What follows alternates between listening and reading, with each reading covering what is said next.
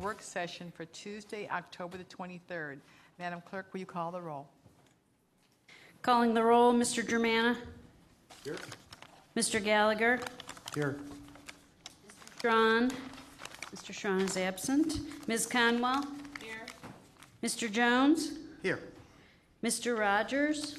Mr. Rogers is absent. Ms. Simon. Here. Mr. Greenspan. Mr. Greenspan is absent. Mr. Miller. Here. Mr. Brady. Here. And Ms. Conley. Here. We have three presentations this afternoon. We have Mr. Applebaum, Mr. Bennett from the MedMart. We have Mr. Coyne from the Group Plan and Mr. Dave Gilbert from the Sports Commission. So we'd like to call Mr. Applebaum up and start the presentations. This is a part of our sort of bi-monthly report on the progress of the MedMart. Yes, thank you. Good afternoon. Believe it or not, even though I have the opportunity to stand before you and give an elaborate PowerPoint presentation, I'm going to waive my right basically to let other people speak because we have a full agenda. I'm just going to orally give you a couple highlights of some numbers, some statistics. Yeah, we have to wait because we're sort of in shock. Well, okay, here. If you've now recovered, I'll proceed. Okay. A couple facts. Actually, what we're going to do, and this is because Jim Bennett didn't report last time, and we've actually done quite a bit of work. I've spent more time with Jim in the last several weeks than probably the beginning of the project. We've really been working intensely, but he's going to report on what's going on the operations and the business phase as we move into that phase. The next time I report, and we might do it sooner than what we normally do because I'll have a long construction report. There's been a lot of progress in the building. I want to bring you up to speed on the numbers and finances. So we may talk about doing that even sooner than normal because it'll be a long report, but we couldn't do both long reports today. So I'm going to defer to Jim, but let me just make a couple quick introductory notes. Number one, we have now hit 82% complete. We are now 82% done with the job, which is really pretty remarkable. And for those of you who walked through it with me a few months ago, you would not even recognize parts of what's in that building. It's just going very quickly. There's $288 million of construction in place. On a typical day like today, there'll be 630 people working on that site. You can't see most of them because, of course, they're now under the roof, the grassed-in roof. You can already see the trees going in. You can see landscape going in. You can see green cover on most of it. We've hit another threshold. We are now over 1 million workforce hours. So we have over 1 million square feet of building. We now have over 1 million work hours on the project. All of our goals are intact, 21% Cleveland workforce, 53% county workforce, 29% SBE, 21% minority workforce. So everything that we have talked about is going extremely well. Once again, no additional expenditures out of contingency. Everything is moving along extremely well. As I bring Jim up, Jim is going to report on the business side, the operations side, the marketing side. If you have specific questions of me regarding what's going on from the county's perspective with anything Jim's talking about or the construction, I will obviously be here to answer questions, but I wanted to move right into Jim's presentation. So Jim is going to present. My most important role is when it comes to the video, he's going to show to be behind him so I can make sure I hit the video button on my computer. But Jim, why don't you go ahead with your presentation? Can you get me started? Right there. Thank you. I remain in shock. He said he was just going to talk for a few minutes, and I wasn't sure he would, so I shut him too. Please note that Mr. Schron and Mr. Greenspan are not here. Thank you, Jeff. Would you, Ms. Conley, give me some guidance on questions? Would you like me to just proceed or stop along the way with that? Yeah, just proceed. Mm-hmm. Well, thank you for the opportunity to update you on what's going on with the facility and with the project. This is the third time that I've come to meet with you. The first was May 8th when I had been on the job about 3 weeks. The last time was about 4 months ago, so it was June 26th. So I'm happy to have the opportunity to update you because much has gone on. What I'd like to do is give a sense of things with an overview. It is a video. As Jeff had said, it's just 4 minutes, and that will give you a good idea of just the feel and the sense of things and progress. Then what I'd like to do is move to the convention center, as you can see here, speaking a bit about customer and market reaction, which we hadn't shared before, and then just bring you up to date on bookings. That is what conferences and meetings, special events, trade shows, and so forth have been confirmed, and a sense of what's in the pipeline. Then always the Medical Mart is a subject of interest and curiosity to all. And so I'd like to comment on the questions that the community has, that you have, that most people have. How are we doing on the strategy and business plan? How are we doing on leasing activity and results? And with the announcement that Nashville is not going forward, we do have some thoughts about what that means for us here. So those are the topics, except one more, and that's organization and staffing. That will be very brief and just let you know how we're doing and gearing up for an opening that gets closer, closer and closer every day, and it's just about now 8 months away. Now, Jeff, as I described, that the video first talks about the facility, the Medical Mart and Convention Center, and then a bit wrapped into this, a sense of Cleveland as a destination. Do I now push this next key, and then I go? I'm going to do this for you. Yeah, why don't you? I want you to be successful here.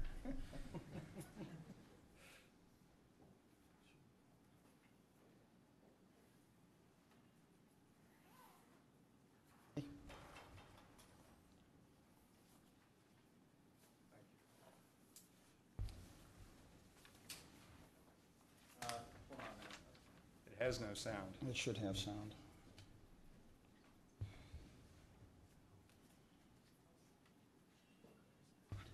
Doesn't it sit here?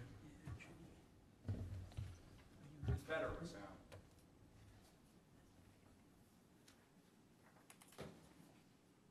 Yeah.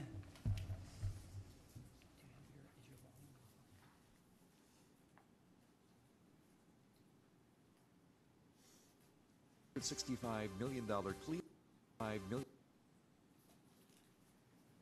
What we're really creating with the two together is an economic development engine. This place is truly unique in the world. Scheduled to open in July 2013, the $465 million Cleveland Medical Mart and Convention Center is a 1 million square foot campus located in the heart of downtown Cleveland, the nation's medical capital. On target to be certified as a LEED Silver building, Cleveland Medical Mart and Convention Center is the largest project in downtown Cleveland history. The Medical Mart is a place where the very best of health and healthcare are showcased and experienced. The building has a very exciting design. The first floor is about people and their homes. The second floor is about individual patients and those who provide care for them. The third is about clinical spaces such as operating rooms, and the fourth showcases the very best in the world in information technology. Medical Mart spaces will highlight the latest innovations of individual companies, but will also include collaboratively executed multi-organizational spaces. The tenants who will use this space will be excited by the opportunity to acquire customers and to extend their brand, but more than that, they'll be excited by what they will learn by collaborating with the many other great enterprises who will be alongside with them. And in some of the showroom spaces, working closely together and integrating their products and services on a day-to-day basis. The Convention Center is especially exciting because it will be like no other in its basic concept. The Cleveland Convention Center is divisible into 3 exhibition halls, one measuring more than 50,000 square feet, and 2 larger exhibit halls measuring over 80,000 square feet apiece. Built in an L shape underneath the Cleveland Mall, the Cleveland Convention Center features more than 90,000 square feet dedicated to more than 35 state-of-the-art meeting rooms, and a 32,000 square foot column-free grand ballroom with spectacular views of Cleveland's lakefront.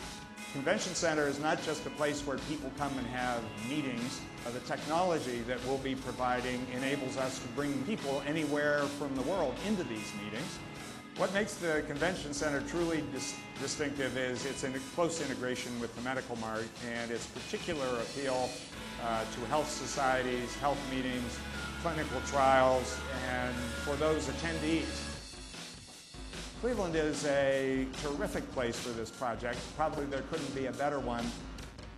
I think people who come to Cleveland for the first time are quite impressed by its accessibility. Located in the heart of a vibrant downtown area filled with first-class lodging, world-class restaurants, a teeming nightlife scene, and active, diverse entertainment options, Cleveland Convention Center is minutes from the Rock and Roll Hall of Fame, Major League Sporting events, Playhouse Square, and the Warehouse Entertainment District. It's a friendly place, and visitors here will be welcomed by the community and by the political leadership at the very most senior levels. Cleveland's Medical Mart and Convention Center are poised to become a destination for the worldwide medical community and conventioneers from all parts of the globe. A project of unprecedented scale is opening for business on the shores of Lake Erie. Most of all, this place is a combination of the very best in medical innovation, education, and commerce. There's no place that I'm aware of in the world where those three elements come together like they do here.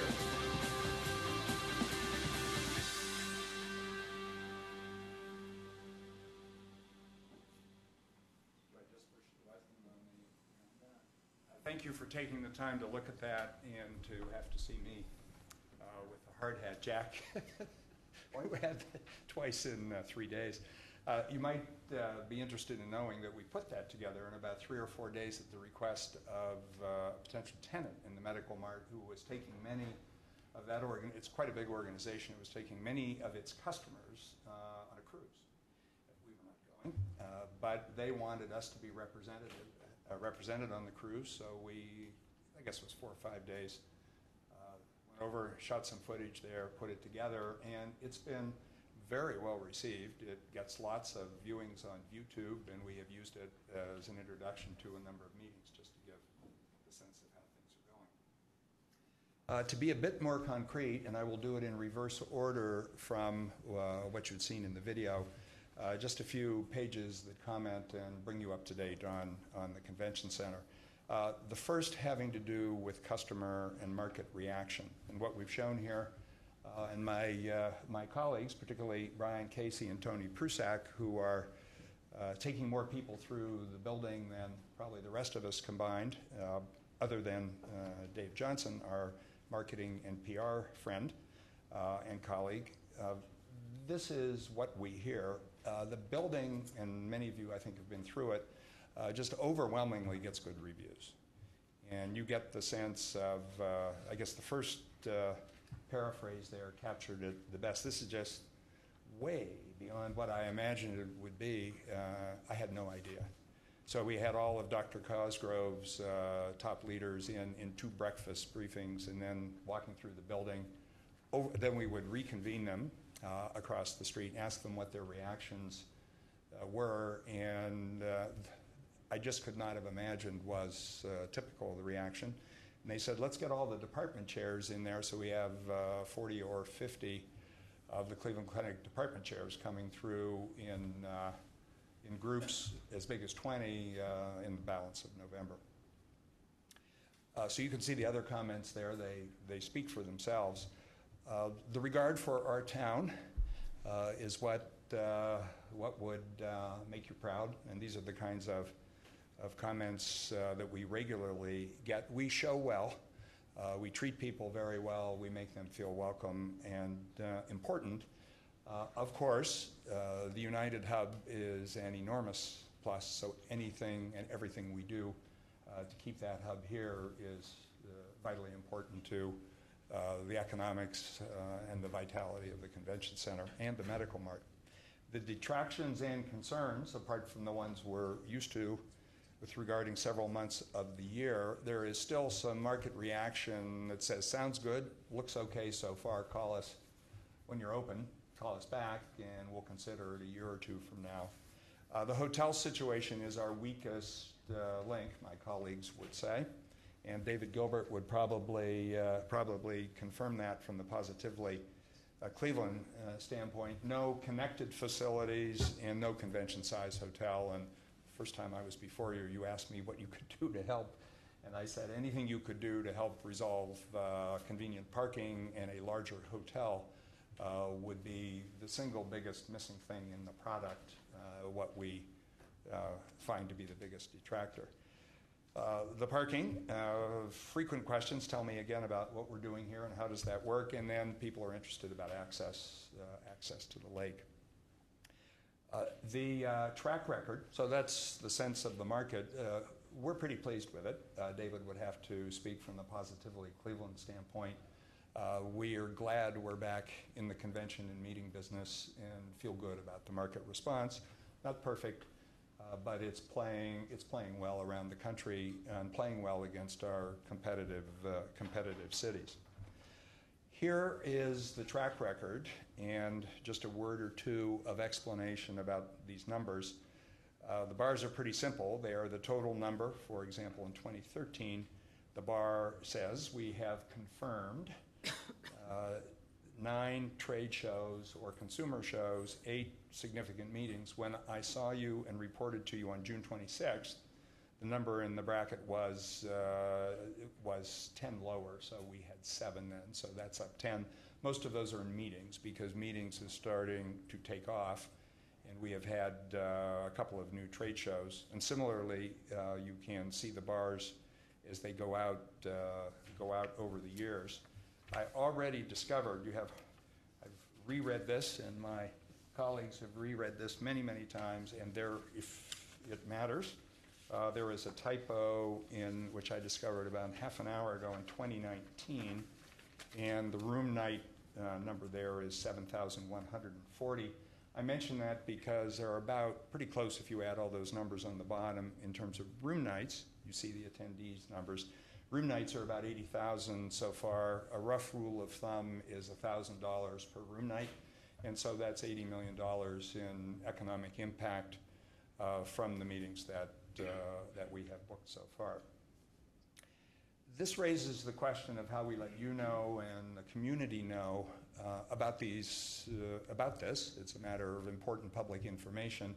And always the knife edge we walk is that these are pretty, in the main, sophisticated organizations, particularly the trade shows and the consumer shows. They have a staff who care about this deeply. They have boards of directors, they have presidents, and so on. And so it's not for us to say, good, we landed one, let's issue a press release. What we have to do, and it often takes weeks and weeks, if not months, is to work our way through with these organizations and through multiple drafts.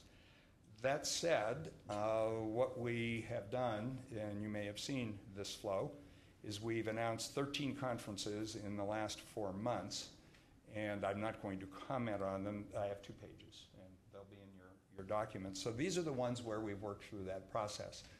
I believe the first time I was with you, the one down at the bottom, the 2014 Case Management Society, I alluded to and said I can't tell you what it is. I'd love to, because it's the biggest healthcare meeting ever in Cleveland. It's got significant hotel room nights, usage of the facility, $4 million in economic impact, and so on.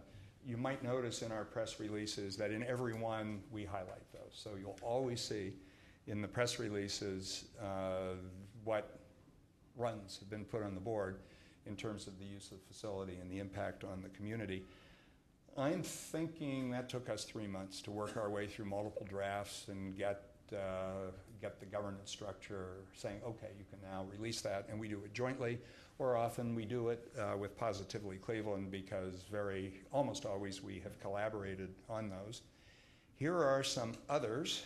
Councilman Schron, one at the bottom, forgive the colloquialism, Jack, Cleveland champion, but he is the most ardent person in the business community in energizing us all to bring meetings, what we were collaborating on at breakfast last Friday, and bringing the industrial Supply Association. And so that was our latest announcement, and that was on September 19th. I say this because I'm going to make the same point on the Medical Mart tenant base in a bit, and that is that what we need to do is work our way through those who have agreed to be in, and then issue the press release. And some of these are pretty high up and some pretty big organizations. So it's not for us to just say, oh, good, thank you for signing up. We're not going to tell everybody. So this is the strategy, the communication strategy we followed with regard to the convention center. Just a sense of the PR, we're of the view that it's been pretty good. There have been a number of media events, and you can see this on the page. The topping out ceremony in June, and so on. A number of others. The press coverage, this is just by the numbers. We do track this. So there have been 29 features in convention industry publications. I gave a fairly significant interview yesterday, for example, and they are calling all the time about what's going on. This particular one queried about us and our views about Nashville, which I'll get to later. There have been 24 features in healthcare industry publications, 18 national stories of one sort or another, and 120 local media mentions over the same period. So the notice, it's not what we would like. We would like it to be higher, but it's reasonably topical. And those press releases have gotten picked up very well and carried in a number of different places. So that is kind of an update for you on the convention center. What I thought I would now do is move at a little bit more length, if that's okay, to the Medical Mart. And just to underscore what Jeff has said at the beginning, we do have weekly meetings with the county. I did not in my first couple of months because they were focused on construction. Go to them. I now don't miss them. And so there's always a combination in working with the county. And I think I see Bonnie back here, who is always at these meetings. And so we work every week through a number of things. So there's very close oversight and interchange with the county in moving this forward.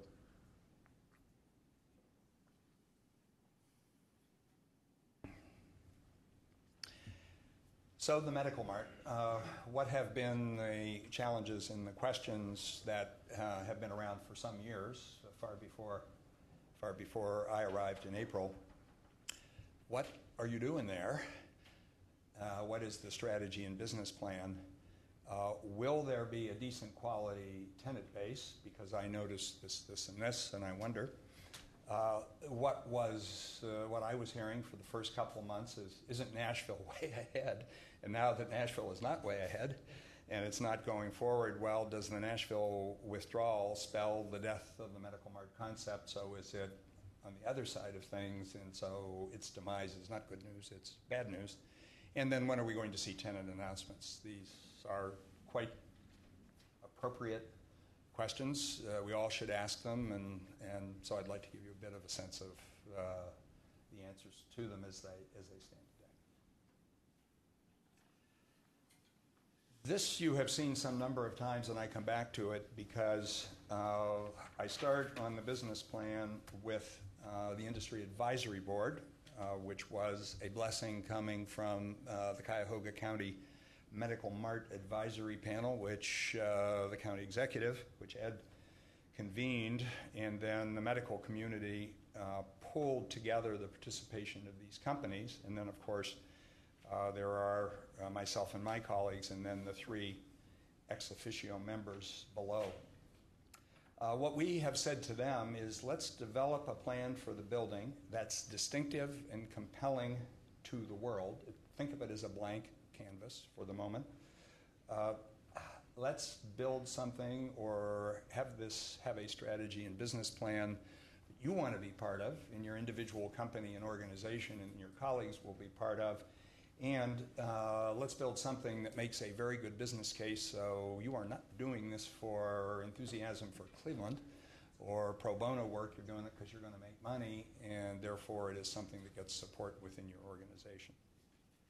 So we've worked with this advisory board now for about 6 months. There have been 3 major meetings, May 18th, the 17th in July, September 13th. The next one is in and around the Cleveland Clinic Innovation Summit. It's next Monday.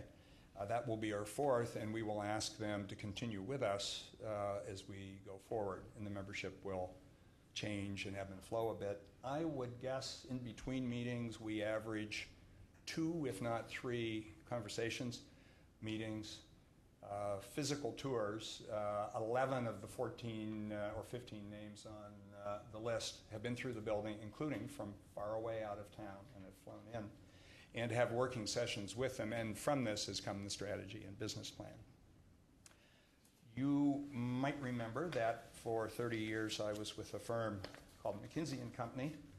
I was a management consultant, and mostly I did overall business strategy, including enterprise strategy, and became fond of my own little framework to describe what that means. And that's the framework here. The bookends of mission and vision, what really matters and what really counts, and core values down at the bottom.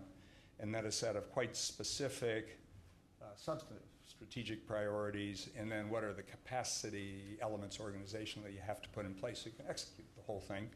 And that's the framework we have used, and I have included the results of it in the material. I will not go through it now except to make a couple of comments. We, that collective group, and this has been reviewed at one meeting of the county's Medical Mart Advisory Panel, and has great enthusiasm from all those who have been involved, is the mission, as you see it written here, to make a difference, to serve as a catalyst for fundamental improvements in health and in healthcare quality, access, and cost. In other words, to make a difference to this very important part of our lives. The vision: by the end of 2015, the Cleveland Medical Mart will be globally regarded as the leading facility of its type in the world. It's what we have set out as what we're trying to achieve. We meaning all of us, that is the community and those who are part of the building. It will serve health and healthcare innovation, education, and commerce by aspiring to show the best of what is possible today through a number of state-of-the-art spaces, programs, and virtual offerings. The best of what is possible today, and that's the standard we have set, may get eclipsed in 6 months by somebody else who comes along with a better operating room of the future than we have. But thinking of 40 different major spaces in that building, we're pretty convinced there isn't any place else you would be able to go in the world where you can see as much of the best of what is possible as in this facility. And you see the economic development part of the vision. It will contribute materially to the reputation and economic development of all of us, and will build on the distinctive capability of Northeast Ohio healthcare. As you might imagine, as you've experienced, these kinds of words go through many refinements, and there are strong-willed people from many companies and organizations and the team at BioEnterprise and so forth who have helped shape this. I won't go through the strategic priorities or the organizational capacity requirements, I think, in the interest of time, but just underscore that we've thought a lot about what goes on there and what's going to happen on the substantive side, so that's the left-hand side. And we have not lost, if you look at the final phrasing in the first point under strategic priorities, that the touchstone of the facility will be meeting the commercial purposes of its participants. So as this has emerged, it's a health innovation center and the best of what is possible, but it is also a mart, and it is also a place where people ought to be able to attract and be able to sell things to customers from many places, and we've kept that high on our minds. There's then a whole host of things we're needing to do on the right-hand side to be able to pull this off, and again, I think in the interest of time, I'll just let you take a look at them. It will take people. You see the third point up, a tour guide docenting service. There's no way we're going to have people come wandering in that building with all that is going on there in 4 floors and not guide them and help them with humans, as well as 111 digital signs in the total complex find their way This translates itself, and you'll be happy I am not going into floor plans, but into themes for floors, and these haven't moved much in the last 3 or 4 months. The first floor will be health and home, an example, the home of the future, what it will be like when healthcare reimbursement shifts to your home, and the kind of support and assistance you can have there with physical things and telemedicine. The second floor, people, patients, and caregivers, as an example is Grace, who is a breast cancer patient who goes through the journey of finding that she has the disease, goes through treatment. He or she. Pardon me? He or she. Thank you. In this case, it's Grace, and the name of the person in the exhibit is she, so it is Grace. The person who has dementia is Anthony, so it is a he, and there are several of these, and you may be hearing more about this before too long. It happens that the company that is presenting this has 14 pieces of hardware, software, wetware, and information technology that supports Grace's journey. The next floor is clinical spaces, the operating room of the future being an example, and the fourth is devoted to healthcare IT.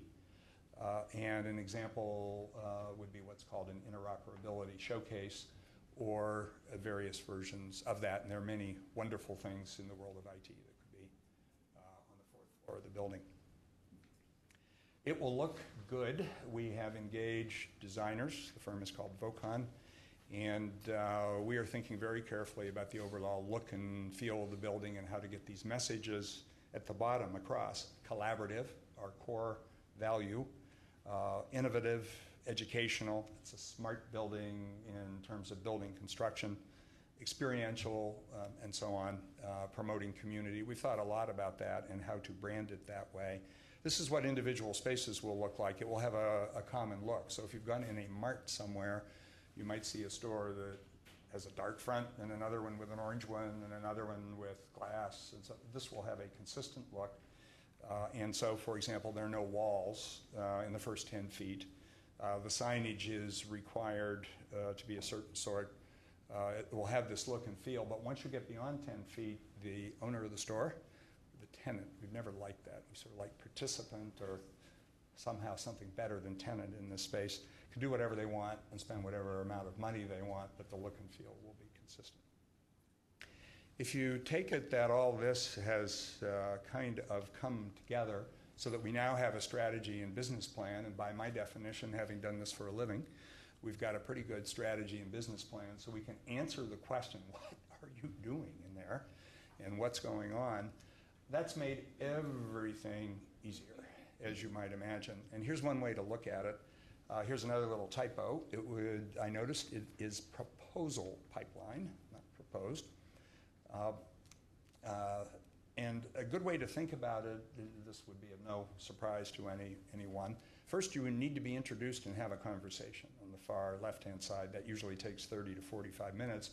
We now send them a little package that includes a link to the video and a little short visual presentation. By the time I call, pretty well up the food chain, I'm calling the CEO of very large international companies, 3 of whom have said they'll be in town for the Innovation Summit, and would I take them through the building? Would we take them through the building?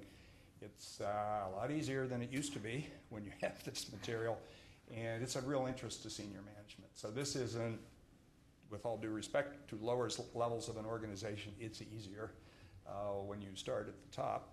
What then happens is there's an initial working session. So far, we don't miss many that want to go on to the next stage, serious discussions which happen over several meetings, and then a commitment to proceed, which often is verbal or a handshake, and let's start working on the design and see what it might really look like. And then finally, we get to the business terms and the documentation. A couple things to mention. It's much faster than it was even a few months ago. When you have a plan and a strategy, people respond better than saying, gee, sounds okay, but what are you going to do? So we can answer that.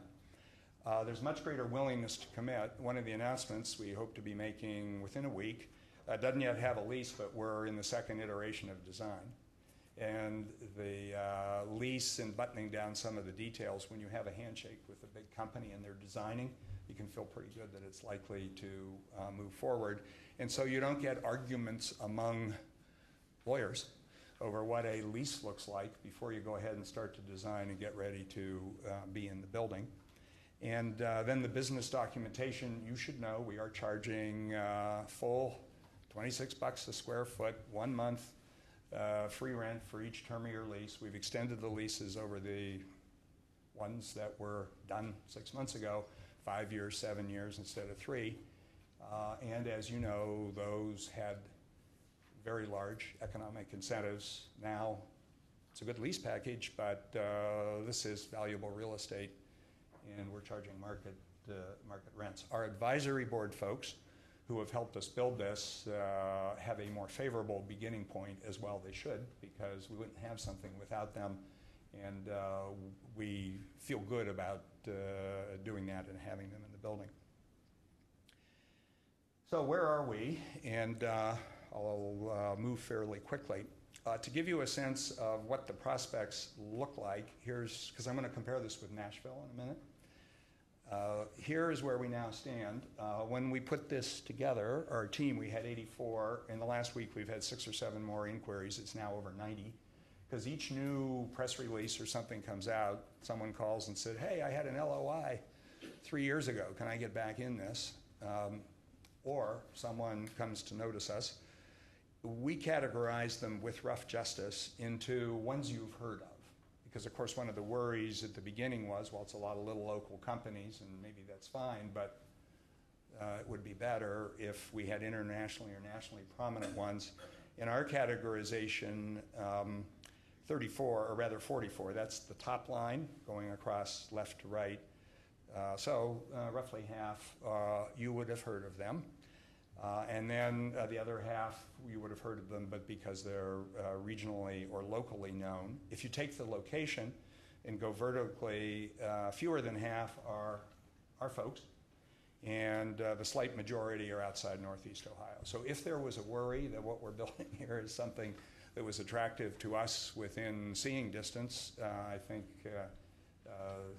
we're pretty comfortable that we have gone well beyond that. If you wondered about the functional designation or the industry category and designation of who is on this prospect list, we've taken, again, rough justice in classifying them by industries, and you see them here. I guess they're self-explanatory. We are not skewed toward just devices. We're not skewed toward just anything. And though certainly we are well represented across some number of those categories. Okay, Nashville, by way of comparison, and then I'll get to tenant announcements. This was interesting to me, and I will refrain from comment. The Nashville Trade Center announced tenants were these 13. This is what Nashville had said they have. You can do a quick scan down the list, and you will note that there are, if you look here and take that same grid, as far as we can tell, there are 3 of those 13 that are internationally or nationally prominent. About half of them were in Nashville and about half elsewhere. And again, I will refrain from my comments on the robustness of that portfolio compared to ours, and who we're talking with. I guess I'd say trust us that we are talking and have been talking for some time with those on the list that we would like to have in our building. So Nashville, I think, provides a couple of opportunities for us for movement from people who were committed there. Maybe a couple. I think it has nothing to do with the viability of the medical mart concept as it has been designed in Cleveland with the support of our medical institutions with broad-based industry backing. It stands on its feet in this community for what we've created. And Nashville, now that I understand it more, I think gives us a little bit of tailwind, but has nothing to do with the robustness at all, nothing to do at all with the idea of a medical mart, because that's what it was. Ours isn't that. As you've seen from my description. By the way, I will note, as I have before, that universally the Industry Advisory Board and our healthcare community here does not like the name Medical Mart. and would like it to be rebranded as soon as we can. It's a broader question of what's appropriate with the community and that sort of thing, but there's no doubt about that. I mean, we hear this every meeting. When are you going to start calling it something more like what it is? And typically we keep coming back to something that has the idea of Health Innovation Center in it. So we got something different here that has been created. And again, Nashville seems not to matter much, other than there may be a couple of organizations that you saw. So just 2 or 3 comments. I'm only 1 page away from finishing. We polled our team, not just those here, although we're small. This is the majority of our colleagues who are here. We said, what will we tell council about how we feel about this? And there is, folks, going to be no problem filling the building. The trick is going to be to manage through this and fill the building with people and organizations that are consistent with that mission and vision. That's going to be the tricky part. So if you're worried about having, as elected officials, worried about having an empty building, don't worry. I've got one potential tenant that's a whole floor, and another one who called the other day and said, how about 12,000 square feet? There's only 95 in the building in total of usable square feet. So I don't think we're going to have a white elephant on our hands in filling this building. But we will have some tricky paths to walk, to have the reviews be, here's what you said the vision was, and the strategy. I went in there and I saw these guys and those guys, and you know, did you make it 80%, or how close did you get to that vision? I always get asked, well, okay, but how many firm commitments do you have? And when I was with you before, I said on June 26th, there were 22 quote commitments, which were leases signed or in the final stage.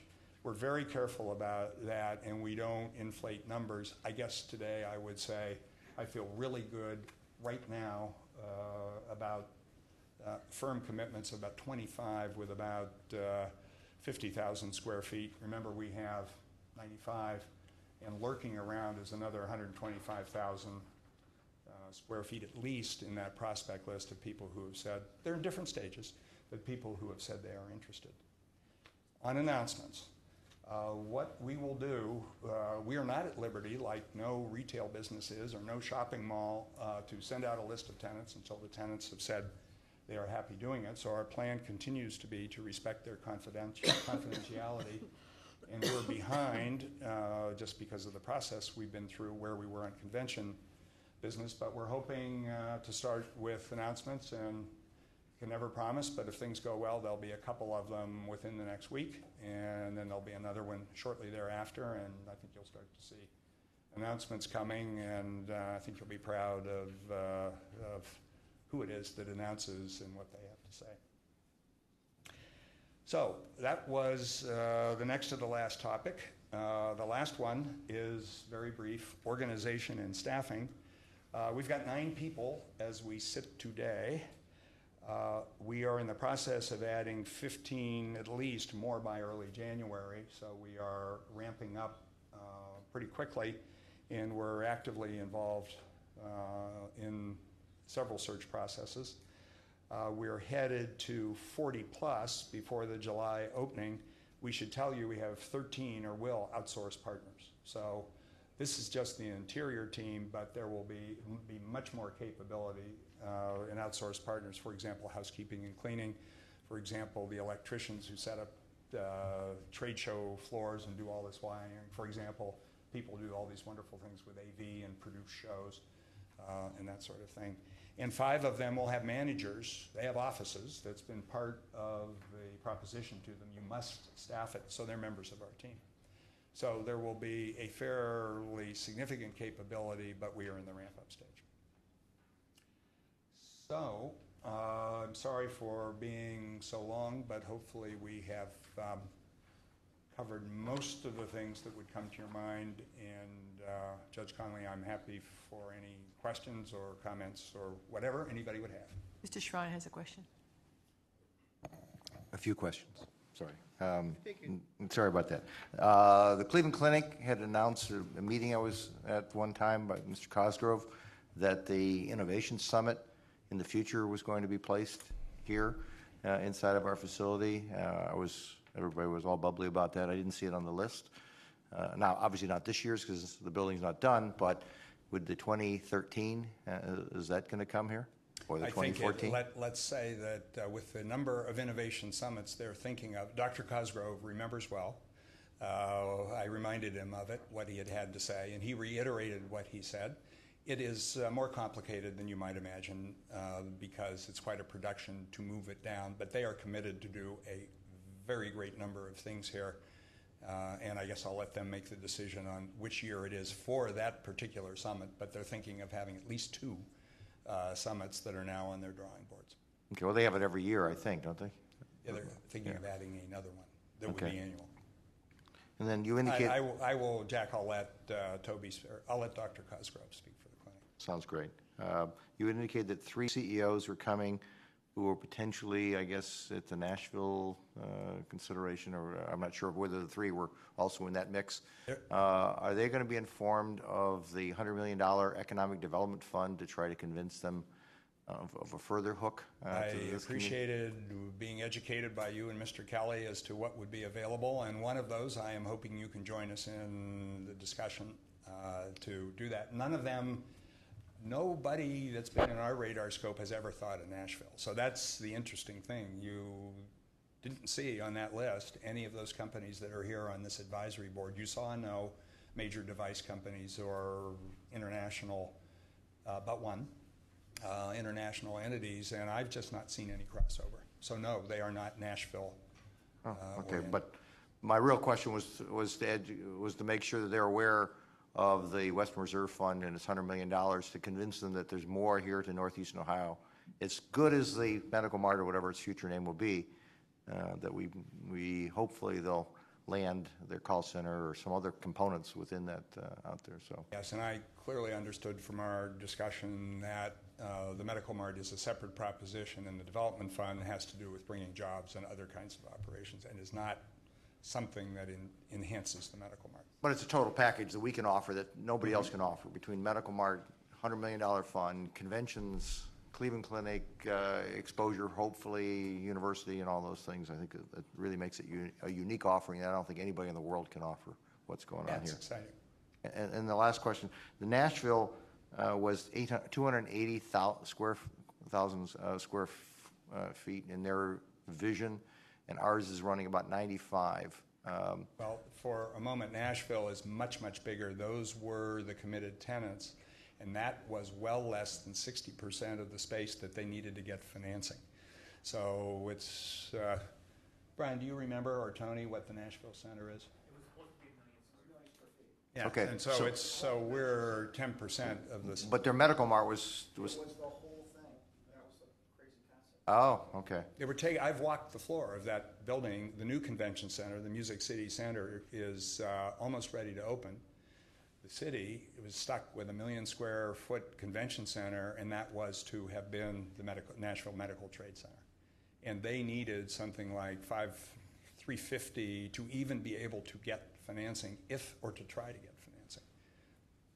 I didn't let you ask your question. I was just curious as to why they were scoping out 4 times the size of square footage based on what you showed here on your sheet. I think for their medical concept versus ours at just under 100,000. I have no idea, other than I am guessing, and Jeff, you may know, it's because they had a big building and somebody had to buy the building. They started with the problem, Oh. back into the solution. So Okay. they said, here's our square footage, so our program's going to fit our square footage rather than our starting out with trying to start with the concept and then fitting the building to the concept.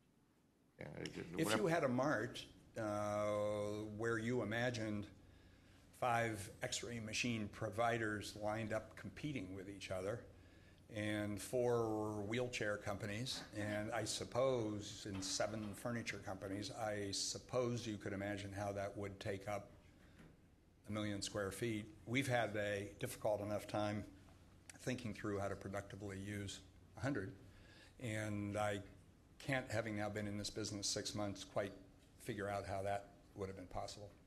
Thank you.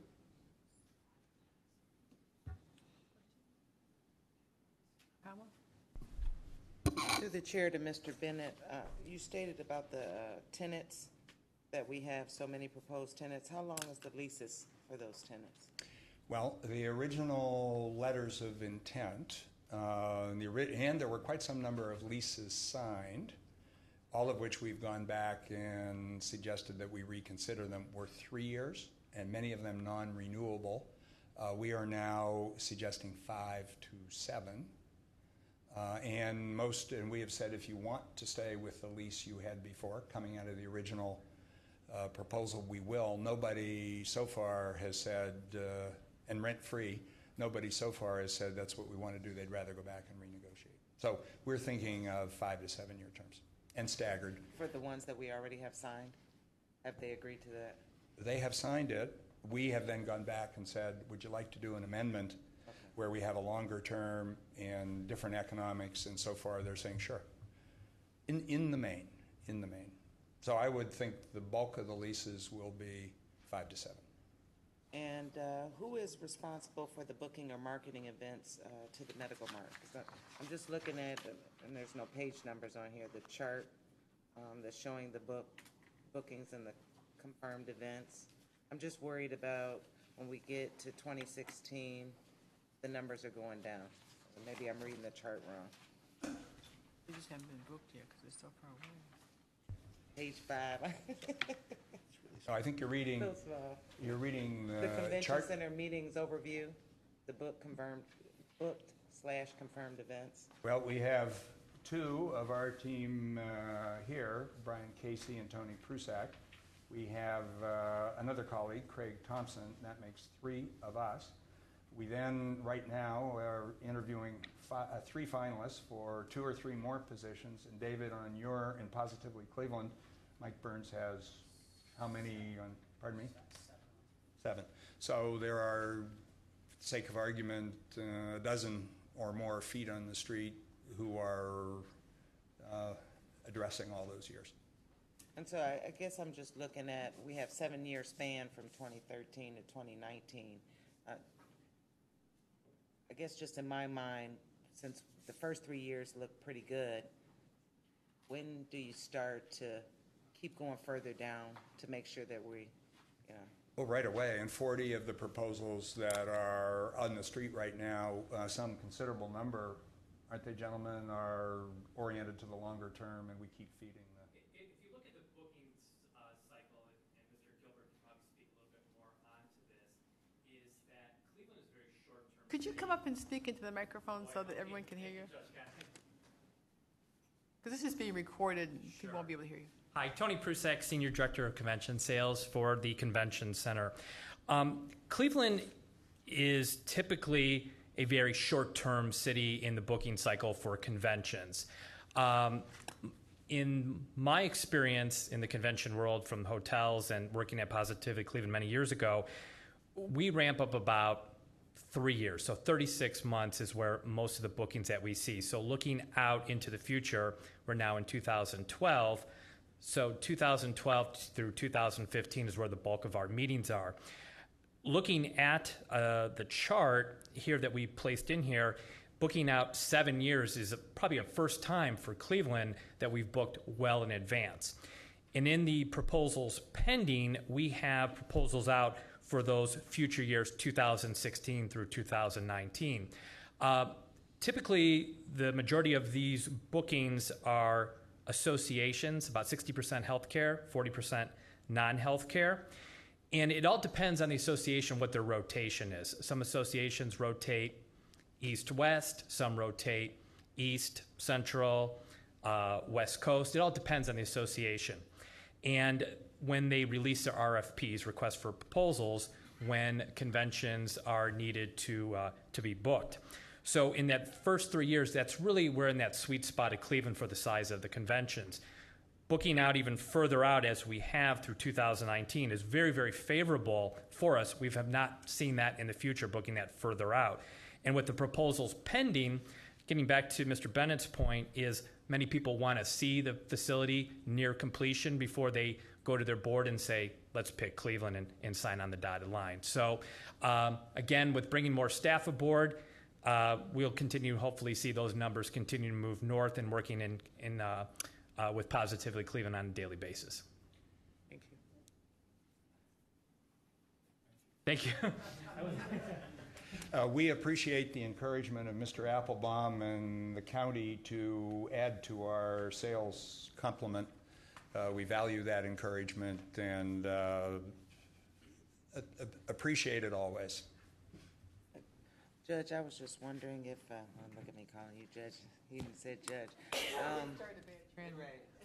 Just wondering if I know we all stated at the beginning when the Medical Mart started that we were going to do these quarterly reviews when the building got up, but I was just wondering, since regarding these conventions, could we continue maybe not on a quarterly basis, but just we're trying to do them about every 6 weeks, and sometimes just with people's schedules, it's gone a little bit longer. So this is October. I was anticipating we probably have one more before the year is out. If you want to have more, we can do that. But I'm just wondering, after the project's done, what was our thought on following up?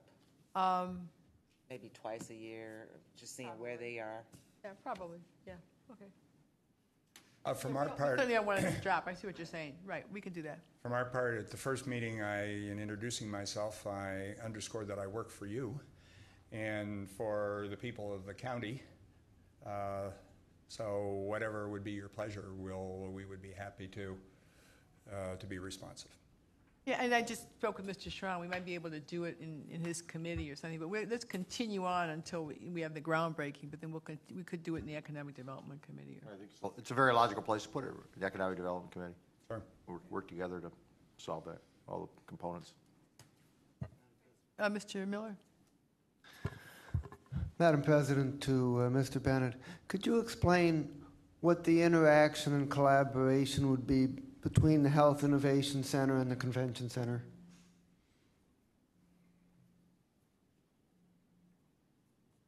I'm not stymied by the question. I'm thinking of how to do it justice and do it briefly. First of all, we think of it as a common physical platform. So when we have our audiovisual folks who are our outsourced partners, we sit down and talk with them as if it was an integrated facility. So it makes no distinction in terms of, very little distinction in terms of the management of it. We have been encouraged by the county where we can to start keeping track of the finances separately, breaking out utility usage, and so on. In terms of the, if I could call it, sales activity, they're two separate groups of people. So they're the team that's working on the strategy and the leasing of the Medical Mart are 3 or 4 people who are different from those who are doing the convention sales, meeting sales, trade shows, and so on, and working particularly closely with Positively Cleveland and Mr. Gilbert and his team. So there we do split. What we're finding is that in the minds of our clients, more of a convergence of the attractiveness of the two than I would have reported when I was here in June. So we had quite an epiphany when at a meeting with a number of physicians. One of them said, I could bring clinical trials here, and I help influence these clinical trial meetings that are much more short term. And we go to Las Vegas, and I don't know what to do, but with the Medical Mart here and what you now have in the facility by way of meeting rooms, and I could bring these meetings, that would be quite attractive. One of the device companies was particularly struck by the proximity. So more than I would have reported after, Mr. Miller, after the first 8 weeks, we're starting to see some number of clients who see the advantage of the physical integration to their business. Is that what you were wondering about? Any other questions? Just a comment on Mr. Miller's. I know that the Industrial Supply Association's design and idea is to blend those two together exactly as you talked about, Mr. Bennett. That being that they're focusing on cutting tools and what it takes to remove the metal to make an ingonel or a titanium hip joint or knee component. Those conversations are going to be going on the exhibit floor at the same time the vision of utilizing the medical mart or whatever its name will be. That's great. by I had not 2015, known that. because Thank you. there's a natural link between how you make it and what it ends up looking like. Well, if it is meets its aspirations as I was outlining them earlier, I would think any meeting that is in town would say, let's go take a look at what's going on there, because this is a pretty terrific place. There's nowhere else like it in the world. So let's make sure that while we're there, we either book something special or we just take advantage of the physical proximity. And at some point, when the word gets out, I think it's going to help our sales and marketing efforts as an attraction, much like other attractions in Cleveland. It happens to be particularly convenient, but it is something that would be notable and worth visiting, just as our other attractions are. Okay, anything further? Thank you very much, Mr. Bennett. It's always a You're pleasure to very kind see and you. generous with the time. I appreciate it, and I will switch roles with Mr. Applebaum the next time. Okay. All right, thank you. All right, if we can proceed with Mr. Coyne. Are you finished, Mr. I'm Applebaum? just taking this away Okay, so that Mr. Coyne has the ability to hook his computer up. okay. We thought you might have a few more words for us. I'm sticking with what I It's the said. best presentation I've ever seen, I have to say. I knew that was coming. Is that yours? There you go. Yeah, thank you. Put it over there, just in case. Handouts, I guess, while I'm waiting. I have, The clerk will hand them out for you. I'm sorry. Oh, okay. Or you can give them to Schmutzer.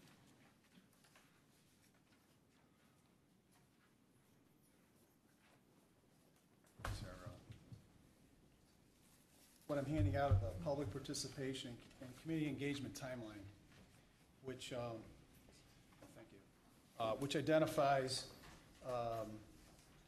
really the meeting history of the Group Plan Commission. And I should first say it's a pleasure to be here. I enjoy the exchanges we've had in the past, and I hope you'll find this to be informative. What we put together was just an engagement timeline. This really shows you the kind of public participation we've had throughout the planning of the Group Plan Commission's work, which is specifically identified really as 3 project areas, including the pedestrian bridge to the lakefront, the mall itself, and Public Square. Recently, the most recent work we've been undertaking this summer involves, and I feel like I'm full of letters, because we have LMN, GGN, NN, or Nelson Nygaard, and JCFO, which is James Corner Field Operations, are different consulting firms that we've engaged to help us with the process. At the end of last year, we met with and retained Nelson Nygaard, which is a traffic engineering firm that specializes in transit-oriented development. I'd like to tell you that they're based out of one city, but they're not. Their consultants are from Portland, San Francisco, New York, and Boston. We're also working with, obviously, GGN on the mall, which is the landscape improvements to be undertaken on the mall, and the local. Do I use that one or this one? Are they not up?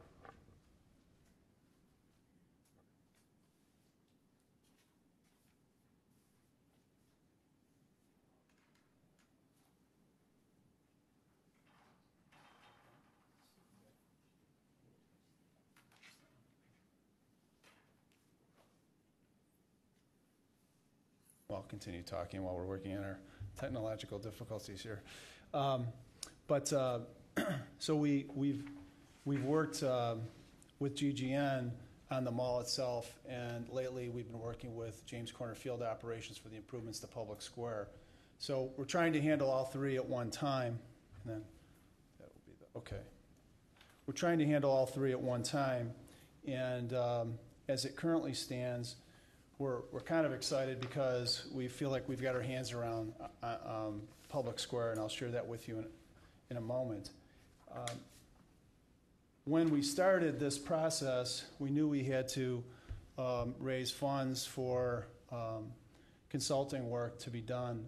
Since the Group Plan Commission was appointed 1 or 2 years ago now by Mayor Jackson, we have raised over $1 million. We're pleased to say that 54% of that came from private sources, including foundations and local Cleveland companies that have provided for funding for a lot of the consulting work, which is pretty important. We've raised money for the traffic study for Public Square, which has been completed, and we've also raised additional funds for the ad alternate work, which Mr. Applebaum's familiar with, for additional improvements for the mall. Field Operations, which is an organization out of New York. I don't know if you're familiar with the High Line in New York City, but that's a pretty well-regarded railroad system that was converted into a park in New York. And James Corner Field Operations came to town recently, and we're working with them again to fine-tune how we want to see the restoration of Public Square. And we're sort of holding back on formal fundraising until we get the commission in place. We're organized as a corporation in the state of Ohio, but we're not officially set up as a 501c3 corporation. Again, it'll have 11 members on the board. Once that's in place, and I hope that's soon, we'll formally start our fundraising efforts. You may have toured the mall recently, but as you can see, we have significant improvements made on Mall C. I'm pleased to tell you that some of the improvements that I'm kind of excited about, both from the vent stacks to the tops of the fire exits, people have looked at as being both artwork and also grandstands for observing activities, and that's the goal. That's the whole desire, to make Mall C a place for people to gather. The west side, we hope to have an active space with a cafe and hopefully our sports courts of some sort, and more active space, a playground area, a fountain, things of that nature. And I'm aware, as it currently stands, for some of these improvements where we want to do sponsorship opportunities, naming rights opportunities, and things of that nature, that the county and the city are working together, and they're down to a few finalists to be able to help us with that work for fundraising activities. And again, they've started planting the trees, they've started planting the grass is in place. I know some of the flowers are being planted, and the space, I think, is being transformed. And that's without some of the additional work that we want to see done, so that it becomes more of an iconic location for people to go to. This, again, is going to be Cleveland's part of this project. This is where Clevelanders are going to enjoy coming downtown again. And as I like to remind people, the mall and Public Square are about 24 acres in size. Everyone talks about how great Chicago is with Millennium Park. Millennium Park is 25 acres in size. So this is substantial space. And for those of you who've been to Detroit, for example, Campus Martius Park has really had a big impact on downtown Detroit. That's about 4 acres in size. The City Garden in St. Louis, which I think is really neat public space as well, that's about 4.5 acres in size. So this is really significant space for us to create active space for people to be able to use. Now, the mall as a district has been identified more or less between 9th Street and West 3rd, and including Public Square and north of Superior. So we're looking at trying to connect those spaces through smart streets, particularly Rockwell, which I'll talk about. The CUDC at Cleveland State and Kent State did a project called Pop-Up Rockwell. They did it in March. The weather was horrible, but nevertheless it was successful. And it identified closing Rockwell off for it being predominantly a bicycle pedestrian street with only one lane of traffic.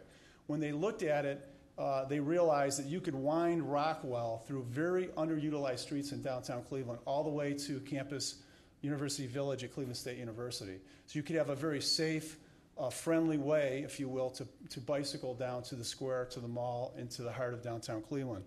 That project was undertaken. They set up a YouTube video, by the way, and I believe it's the city of San Antonio has invited them to come to San Antonio to identify how to turn streets in a downtown area into being more pedestrian-friendly, bicycle-friendly streets for both visitors and residents of the city. So that we think is really an exciting opportunity. And again, we're focusing on connectivity to the lakefront and to the rest of downtown as much as we can. Now again, the focus of the Group Plan Commission, when we talk about our three big ideas, it's the restoration and transformation of Public Square, remaking the mall, which, as you can see by the current construction, is there, and then the connectivity to the lakefront, which we think is very important, and it was probably one of the most talked about aspects of our work. As it currently stands, we only have general renderings for a pedestrian connection bridge to the lakefront. And again, for those of you who are aware, Levy 108 for the Port Authority, which we supporting the Group Plan Commission have indicated support for as well, has funds set aside for improvements to a pedestrian connection to the lakefront. and it may be tied into an intermodal facility. There's a lot in play there because there's appears to be a need for parking.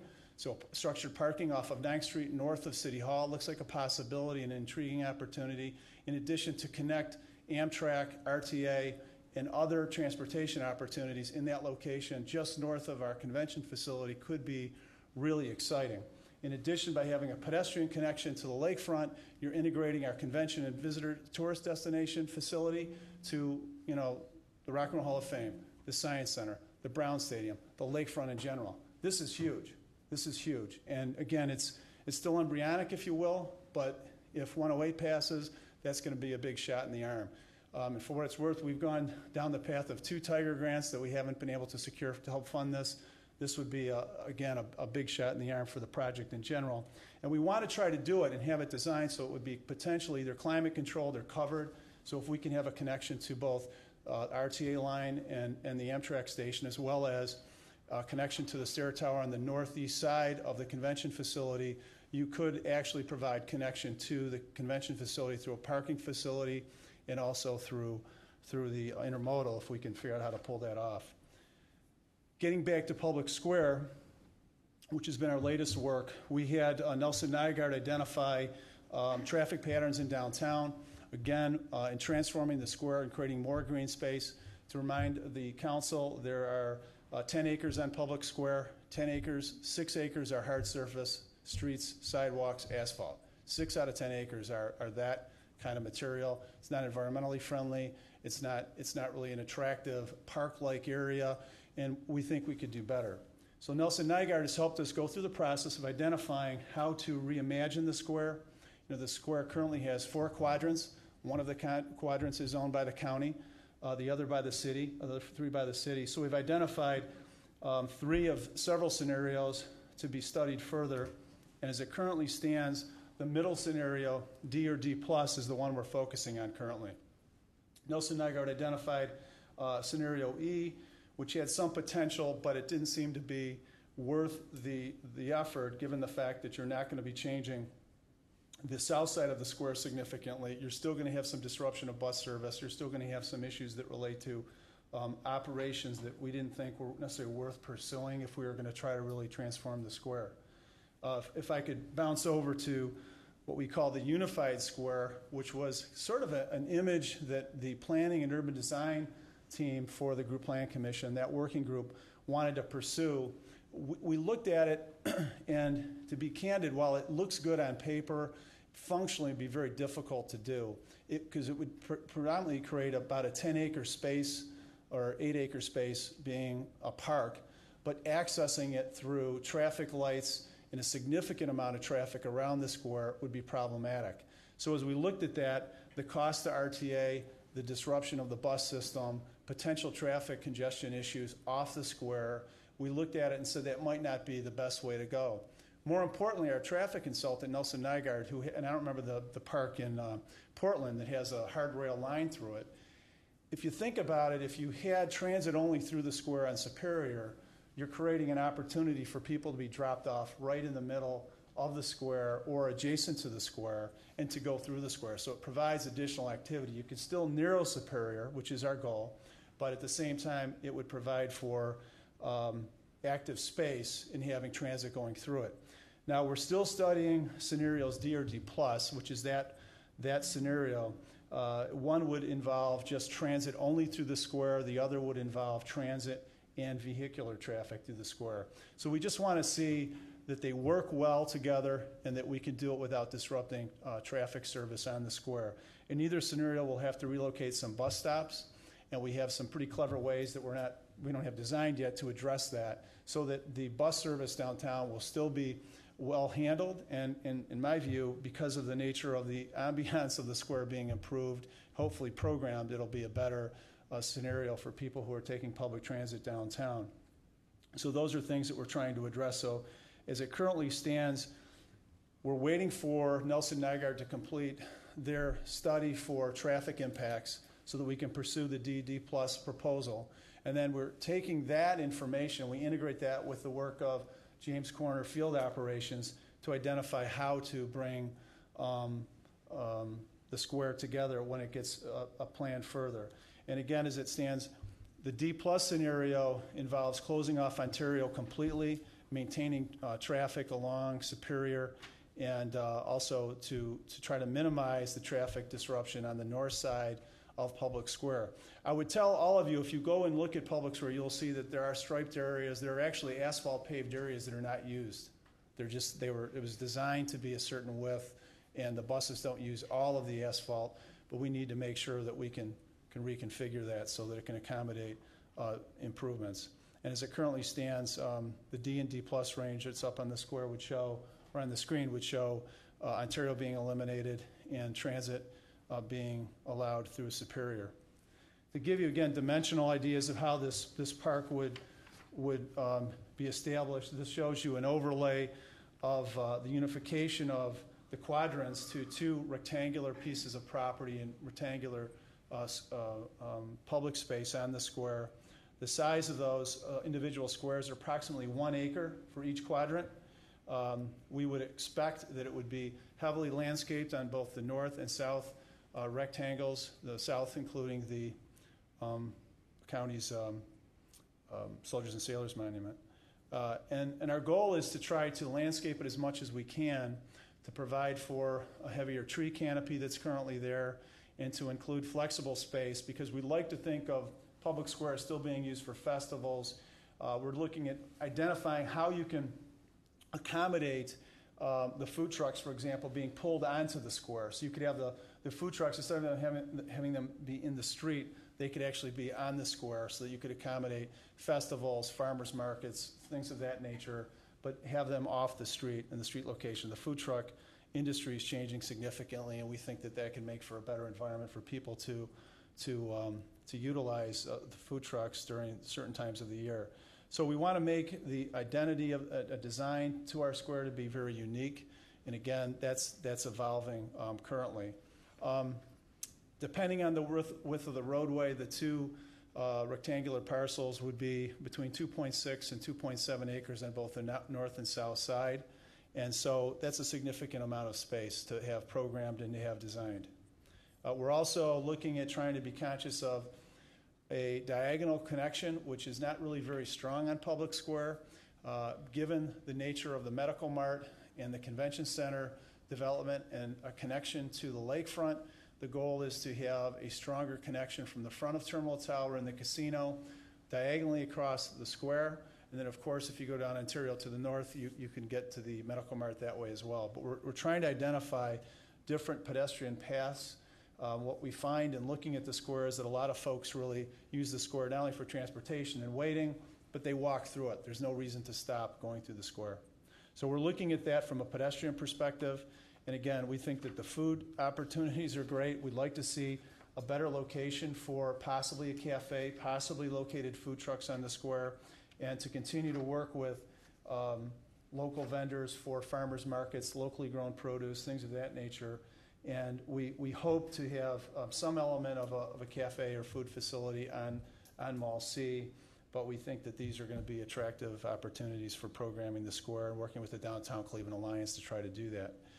When we think of seating and viewing, and I know we're still going to be looking at some of the improvements to Mall C, the way the stairs are set up for the stair towers on Mall C, there are opportunities for seating and viewing for programming events, musical events, and we also want to do something similar on Public Square. We may want to try to change some grades on Public Square, but to try to have opportunities to do things that are going to be unique. Informally, we've talked to different artists about trying to do things. We've also had some discussions with the City Club. We'd like to see them have some presence for a speaker's corner on Public Square, maybe near Tom L. Johnson statue, to provide some outdoor activity, given the fact that Cleveland's Public Square has really been a place where people have been rejoicing things that have happened in the city and in the country, and also it's been our location for protest and voicing dissent on different things. So we kind of want to recognize some of that as well. We also want to program with DCA different types of festivals and different opportunities. I think that when the senior games and eventually the gay games are in Cleveland, I think you're going to see the mall as a place of really great activity and synergy. If you think about it, we've got a great connection to the lakefront, but also to public facilities in general. It's right between the lakefront and Gateway, so I believe that this could really be a location for all sorts of activities, whether it's a sports village or what have you. You could probably ask Mr. Gilbert about some of those things. I won't steal any of his thunder, but we're in the process of doing that. Getting back to the mall, the baseline plan, which I've put up there, is obviously under construction. This is a preliminary rendering of the location of very basic components to the mall plan. And it's our expectation that we work collaboratively with GGN and McKnight Architects to look at how we can improve and make some of the changes to the add alternate work that we're trying to accomplish, both in the form of lighting, locations for a water feature, locations for other amenities.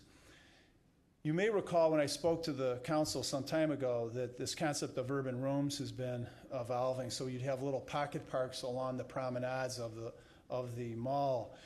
Because of the substructure, there are some impediments to how many of those rooms we can actually have and how they would be configured. So we're actually looking at reducing some of the rooms on the exterior and maybe putting some of the rooms on the interior grass areas because there just may be more space for them. And given just the wide amount of grass there, you have some opportunities to do something different. And again, the landscape architects are looking at that. So that some of the walkways might have entranceways to them, and we may reduce the number of urban rooms, but we may try to do something within the interior space of the mall's plan. Again, our goal is to try to include as much public art as possible within the mall, and to identify ways to do that. We've talked to the Shaker Garden Club about having something done to recognize their 100th anniversary, I might add, which would include both landscaping and art elements. So that is something that Land Studio is working with us on. And now that Parkworks and Cleveland Public Art have merged into Land Studio, we sort of get 2 for 1 in terms of collaborating with Land Studio. And again, trying to identify different landscape features that are natural to Cleveland and that are attractive to the mall.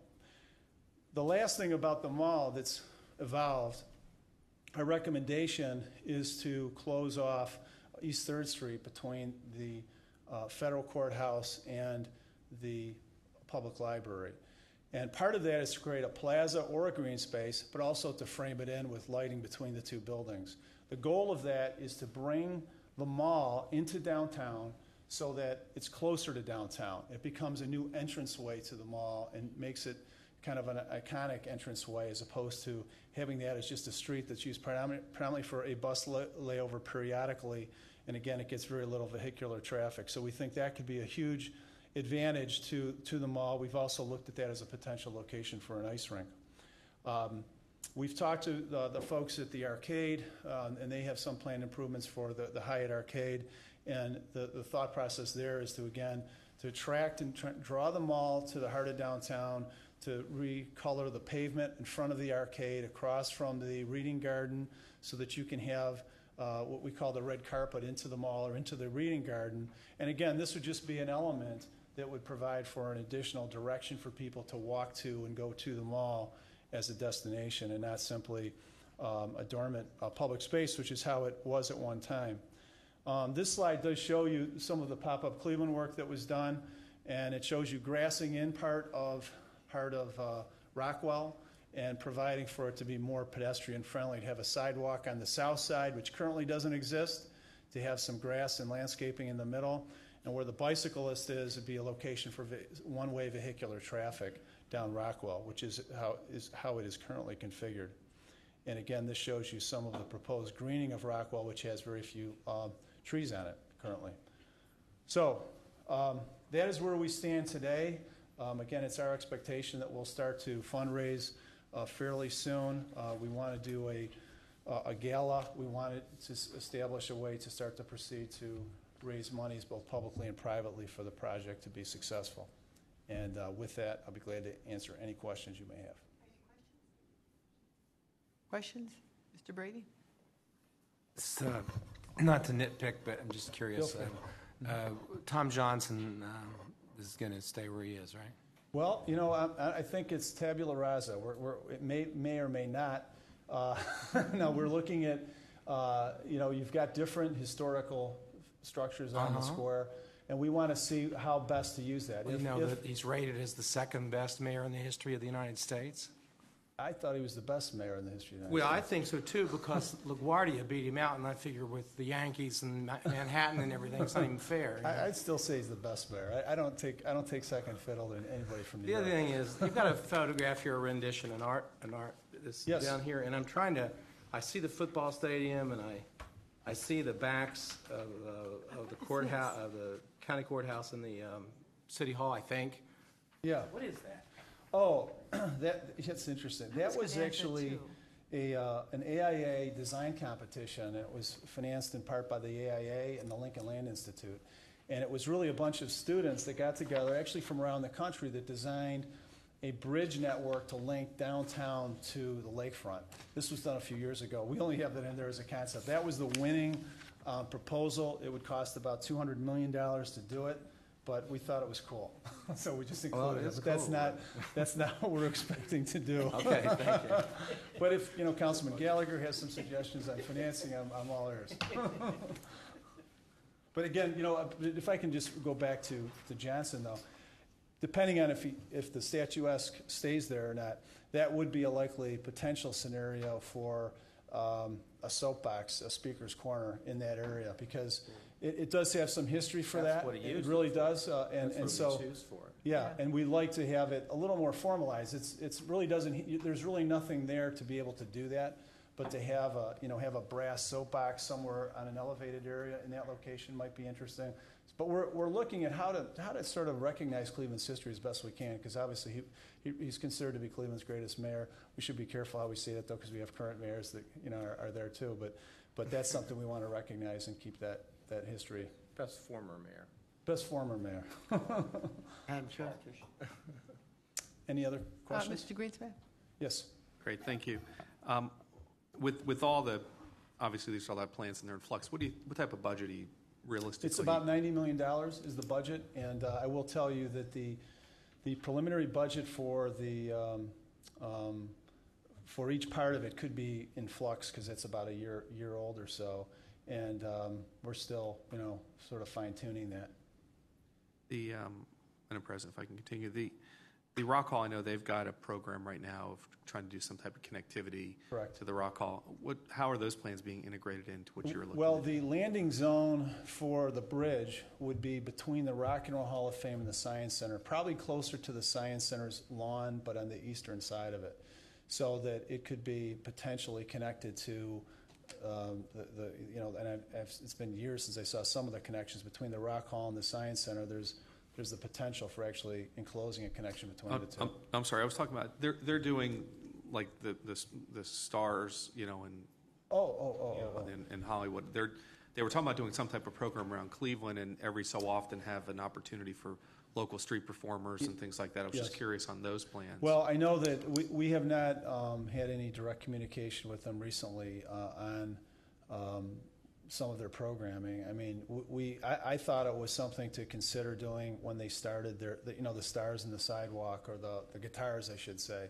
That if there's a way we could use that into the pathways along the promenades that are being installed on the mall, because in some respects, when you put in the pedestrian bridge, it could kind of be, that's the direction a rock and roll way, if you will, to the Rock and Roll Hall of Fame through the mall. I must confess, the plans and how you're designing the connectivity, I'm actually very impressed with the progress there. But I'm still challenged by one thing. Does the city designate its parks in different categories: pocket parks, community parks, recreational parks? Not really. It's within the Parks and Recreations Department. The way we envision this, and this is going to require some negotiating still. When this project gets done, at some point it will be, Jeff Applebaum could confirm it, the surface of the mall will be turned back over to the city. The city still has the responsibility for Public Square. It's been our approach to look at either a conservation easement or an adoption agreement with the Group Plan Commission to be responsible for not only making some of these improvements happen, but maintaining the space as well. And we could do that in coordination with the Downtown Cleveland Alliance. There's an adoption agreement that's involved with Perk Park, which is now done and is very nice, because that way it helps the city save some resources, but it also gives an opportunity for people that want to help program the space and design it have some role in that as well. So that's kind of how we're approaching it. Because here's where I'm going, and this is not a new concept or a new objection that I have, and I think Councilman Gallagher might share it as well, but I won't speak for him today on that issue. But this sport court concept, Sure. and we ran into you on the street Yeah, one you day bet, you bet. and bombarded you pretty hard. But the sport court concept, and that's why I was asking if there are different classifications of parks within the city, because this green space, this 24 acres, in my mind, is a completely different concept than this city has seen. And I would think sport courts would be more designated for a recreational type of park. Trying to be sensitive to obviously you've got a constituency as well, and you mentioned something about 2,000 downtown residents need a place to. More than that. Yep. Well, yeah, I would just argue strongly that the location for that is not here. You know, if you look at other parks and green space areas that are in heavily programmed economic development corridors, you don't typically see this type. I mean, look, the argument, and I always go back to Centennial Olympic Park in Atlanta. They're a little larger, but they do have a children's tot lot area, but it's tucked away into an area across from some other commercial attractions, which we don't have, such as the aquarium and the World of Coke. We don't have those attractions, and that's why it fits there nicely. My only point is, if you're looking to put sport courts, I mean, you know, you got Willard Park, you got some other downtown assets where you can put basketball courts. I would just argue this is not the zone to focus that area. No, we've had that discussion, and I know it's going to be a discussion we're going to have until we make a final decision on it. Will Tarter, I know, left, but he helped with a survey, and that was an interest of just some public recreational opportunities. When I say sports courts, it may be a handball, like they've got at Zone Rec now on the one side. It may be a half basketball court, maybe a full basketball court, it may be a tennis court, it may be sand volleyball courts. We're not even sure what it's going to be. It's just that we want to have something. When you look at Millennium Park, just my bearings to the west of it, you've got at least a dozen tennis courts. So it's not unusual, but again, we wanted to activate the space north of Lakeside because it's a good place maybe for some playground equipment. There may not be enough space for all of us either, but it's close to the railroad tracks. It's open space.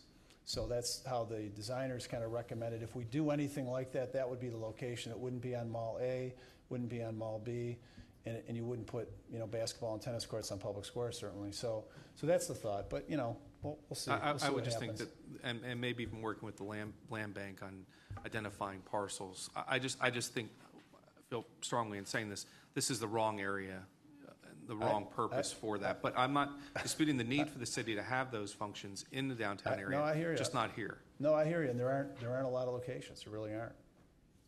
All right, Mr. Schrein, and you're cutting into Mr. Gilbert's time. Yeah, so, just real quick. right. 107, does that provide enough money to connect the convention center? Is that bridge designed? I thought I always heard there was not going to be enough. No, well, 107 is the school levy, which I'm also supporting. So if I could plug that as well. No, but 108. No, 108 should be more than enough for the bridge, and it depends on how you want to address the architecture of the bridge. I mean, we really want to look at it as being a potentially iconic architecture and do something unique. Again, what that means until we have our funding in place and we're able to work with some good architects, I'm not sure. But the original bridge estimate was somewhere around the $15 to $20 million range, and again, with the potential proximity to a parking structure, and that can provide some support, I think it should be more than enough for the bridge. Thank you. Right. Mr. Jabana has a quick question, and Yes. Mr. Miller. Thank you, Madam Chair. I'm just wondering, just briefly, where is the RTA, where is that going to be moved to? Where is that traffic and bus Sure. Well, connectivity? First of all, the RTA current bus lines would still go around the square instead of through it as it relates to the Ontario connection changing. Superior would not change at all. Location of some of the stops that get significant on and off, passengers, those may change, but you're really talking about short distances. So we have to identify and work with RTA and with Nelson Nygaard the best location for some of those.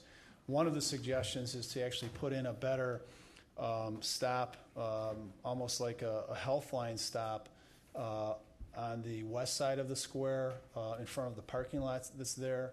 That's one possibility. It can accommodate more passengers getting on and off.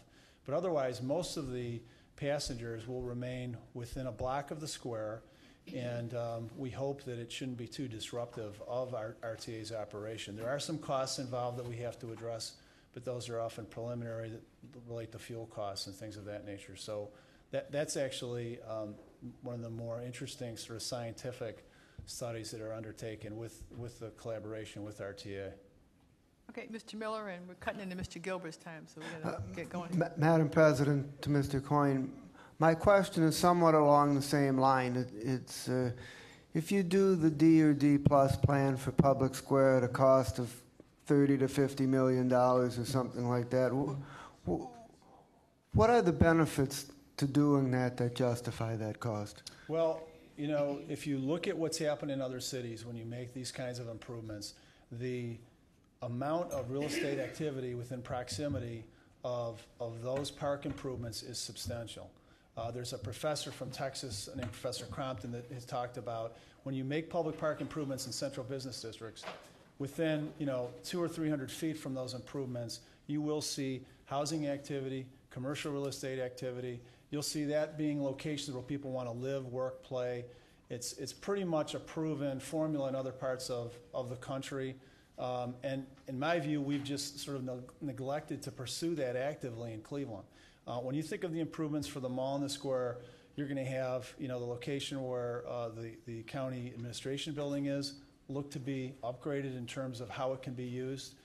You may have an interest in other properties around Mall A, and I think you're going to see the same thing with Public Square, because you've got acres of parking lot immediately to the west of Public Square, which I don't think you would find in another central business district in a city comparable to Cleveland. They have that much surface parking, but it's a matter of land economics. So I think once you see these improvements being even planned and then underway, you will see more real estate activity downtown, and that's part of the goal. This isn't just about making green space nice. This is about reinvesting in our core city to make quality of life issues important enough that you're going to get investment in downtown. All right, thank you. Thank you very much, Mr. Coyne. Thank you. And Mr. Gilbert, last but not least. No sport courts.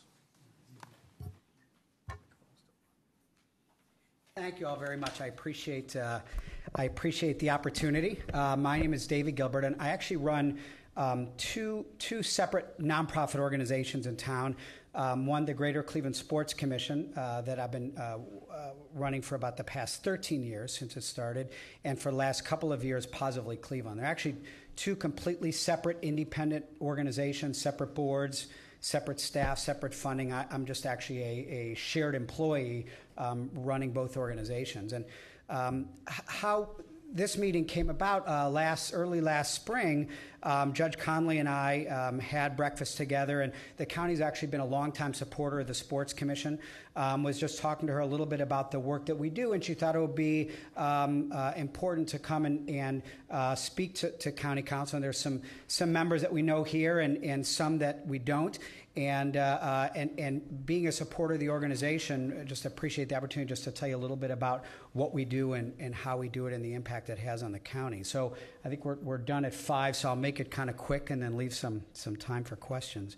Our organization, we are an economic development organization. As I mentioned, we opened up our doors in 2000. And what we do in practice is to compete against other communities to attract and to host and also create large national and international sporting events. Since we've started, we've been responsible for attracting now over 130 different events to Cleveland and Cuyahoga County. Total economic impact of those events now is we're just shy of $400 million. It is a significant economic impact to the community. And larger events, some of you may have heard of, things like the Gravity Games, U.S. Figure Skating Championships, U.S. Gymnastics Championships, the Women's Final Four, the International Children's Games, upcoming the National Senior Games, Gay Games. And quite frankly, the majority are smaller events that don't grab a lot of attention, things like the the U.S. Judo National Championships or the U.S. Jump Rope World Team Trials that you're not really going to be clamoring for tickets for. But at the end of the day, they are bringing a lot of people to town. They're spending a lot of money. And quite frankly, they're creating a significant number of ambassadors for the community. Cleveland does extraordinarily well in this space. There's a National Association of Sports Commissions, and there's about 350 cities across the U.S. that are members. It's a very competitive space. All of those members, in one way, shape, or form, compete to host national sporting events. There's probably about 80 independent nonprofit sports commissions like we have in Cleveland. And we actually have probably one of the 3 largest and most successful sports commissions in the country by really any measure, by number of events, economic impact of those events, size and scale of those events, and you know, quite frankly, the awards that we've won from our national association, multiple times winning by our peers the Sports Commission of the Year. We work very closely with a lot of the Olympic governing bodies. We work very closely with the NCAA. In fact, we currently have 14 bids pending with the NCAA. We'll hear in about 10 days. We expect to get about 4 of those championships. I think you'll hear some good announcements of some important things coming to Cleveland. We're a 501c3 organization. We have a pretty significant board, about a 70-member large board, very high-level board. A lot of CEO and C-level people on the board. The county actually appoints 7 members to our board, as does the city. And our operating budget each year is a little bit over $1 million. This year, about $1.1 million. About 65% of that is raised privately through our board. The rest, the county has provided grants, the city, the state. And we also generate some revenue from the events that we host. Our goal, ultimately, when we host an event, is to break even. If it brings money into the economy, that's what we're there for. And internally, we say we have 3 metrics in the organization that count: economic impact, and economic impact. That to us is how we measure our success. There's a lot of other nice things. If events that we host, the Women's Final Four, other things, are on national television, if we can do some great programming with it. But ultimately, what we're about is a return on investment for the dollars that we spend. We have 14 full-time staff people. And I think what is important is a little bit about the business model of what we do. When back in 1998, the Convention and Visitors Bureau at the time, which now Positive Cleveland, was approached by some folks in the community about making sure that a sports commission really was formed in Cleveland and really was well established. And we spent a lot of time going out on the road and meeting with a number of cities who had sports commissions that were just emerging, cities like St. Louis, Indianapolis, that were doing a great job. And talk to their convention bureaus, talk to their sports commissions. But importantly, we talk to the customer. And we spend a lot of time meeting with people in the Olympic governing body world, the NCAA and others. And what we found was very interesting. The way this world normally works is, if you're an Olympic governing body, or you're the NCAA, you have events that you have out for bid. And traditionally what they would do is they put out for bid to any city that would want to host it. And what a city would do is they put a price tag on it. So the NCAA, or if you're U.S. Gymnastics and you have your national championship, you would say, we think our event is worth $100,000. So you tell us 2 things. 1, you're going to give us $100,000. And 2, why should we host it in your city? Tell us about your facilities and so on. Well, what we also heard was that these organizations, and take the Olympics is a perfect example. Every Olympic sport has one identified nonprofit they call an Olympic governing body. And these folks, they're experts at their sport. So if you're USA Taekwondo, you're USA Boxing, you're USA Swimming, you're about your sport. You have one metric, and that's Olympic medals. So if I'm USA Taekwondo, my job is to get Olympic medals. And I have a whole staff, and what we know is we know our sport of Taekwondo. We know how to train people. We know how to get kids in the pipeline and try to train them. What we don't know how to do is run events. We're headquartered in Colorado Springs. We have 1 or 2 people. There's 5 or 6 events around the country. And what we heard from all these people was, we don't have city partners. People write us checks, which is great. but we don't have partners to make our events really good. If we're going to have a national championship somewhere, our goal is to make it great. We want our sport to be showcased. We want our athletes to know that they're part of something very special. But we don't have cities around the country that provide services for us. Events for these folks are necessary evils. It's not, with the NCAA, all the events they do, it's not what their business is. So we decided, for two reasons, we would create a business model focused on providing more service than anybody else in the country. One reason was we didn't have a check to write. We didn't know where our funding was coming from. We started with 2 staff people. The thought of writing someone a $20,000 check when our budget was $150,000 was kind of laughable. The second thought was we had developed a lot of friends, people who were coming on our board, and we thought, you know what, we can listen to these folks and we can do what they're asking for. We may not be able to write them a check, but for a lot of them, what we can provide in terms of running and managing their event is what we can do. And it took some years to really be able to put this into place as our staff grew from 2, 3, 4 to now, a much more robust staff. But what we do as an organization, what we offer as a service to any of these events rights holders, is that we can run and manage their event for them. We almost have a small sports management agency internally that we offer these services at no cost. And I will tell you that that's why Cleveland punches way above its weight in hosting these events. That's why people like USA Wrestling, NCAA, we have actually hosted 7 NCAA championships in the last 4 years, more than any other city in the U.S. And there's one reason. They love what our organization can do for them. Do they like Cleveland? Absolutely. It has to work. But they're not choosing Cleveland over San Diego because of weather and other things. They're choosing it because we can make their business better. And so it really has turned into a great business model that's worked for our community. It's worked for our organization. And we don't need a profit margin on those events. Our profit margin, if you will, is what the county provides, what the city provides, what the private sector provides to keep the lights on. So if we can pay our staff to offer these services, these people continue to choose our community to host these events. And we get more and more significant repeat customers. And I could tell you, this is not normal in our industry for USA Wrestling to call us and say, we have this event up for bid. We just want to know if Cleveland will host it for us. We have more and more cases where they're not putting it out for bid. They're saying, if you can do it, we'll bring it there. And it's very gratifying, but it's also like in any business. It takes a lot to create these really good relationships. A few things just want to talk about just in the coming years. I think some really important things. In 2013 and 14, Cleveland is hosting what will likely be the largest, in terms of participants, the largest multi-sport events in the world. Next year, the National Senior Games. It's the U.S. Senior Olympics held every other year. We will have 13,000 athletes, about 35,000 people coming to our community the last 2 weeks of July. And for an event like that, the largest event that Cleveland can host, and we're expecting about 35,000 people, probably the single largest gathering that Cleveland has had in decades.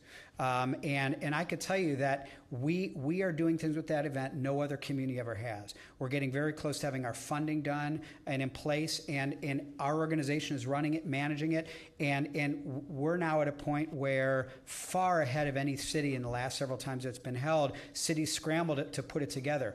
Our facilities are done. We're now doing the little things to take it from being a good event to a great event.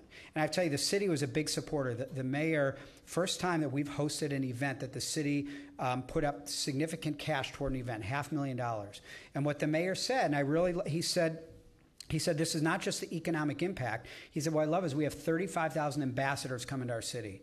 And if we can affect what those 35,000 people think of our community when they go back, it's going to cause a lot of great stuff for future years.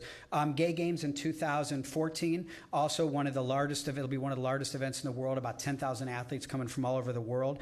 We don't own that event, but we actually are housing the nonprofit that's running it. I actually serve as vice chair of their board. Sports Commission is providing the entire backbone of their organization to help them run and manage it. And